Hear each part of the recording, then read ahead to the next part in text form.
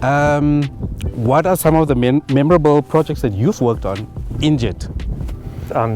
Many of them are quite tough, eh? I think those that one remembers best are those that were the most difficult sometimes.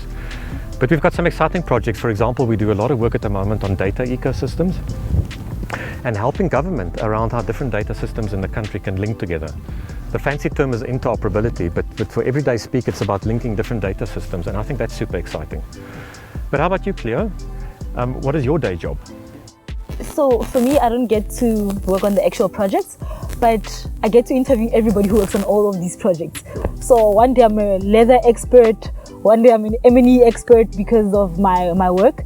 But the nice thing is when you know that you've picked the right candidate for the organization, somebody who fits in within the culture and who believes in what we stand for as an organization, and who it also links with their values as a normal individual and a person, you know. And it fulfills you knowing that, like, when the person after 3 months they've settled in well within the organization, and to them it's no longer just a job. It's like knowing the outputs that we've given out there and how it has changed, and it's going to change a lot of young people's lives within education, whether it's ECD or TVET or even matric. So yeah, JET is dynamic.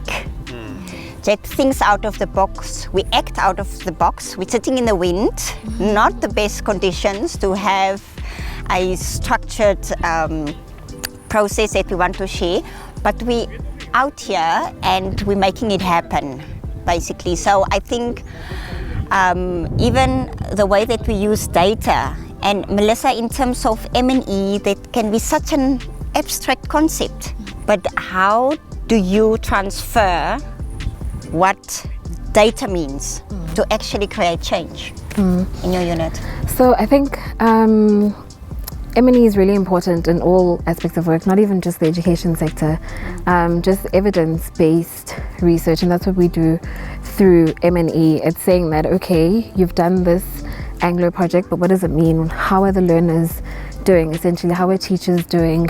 Are coaches actually going to school every day, or is it just the case of, like, we're putting all this money in and we see no results in the project? So I think just data and evidence base is really important in the work that we do in all research, just to make sure that, okay, we're doing all of this research and all these interventions, but what are we learning from it as well? And I think that's why M&E is also quite a central part of the work that we do in the organization.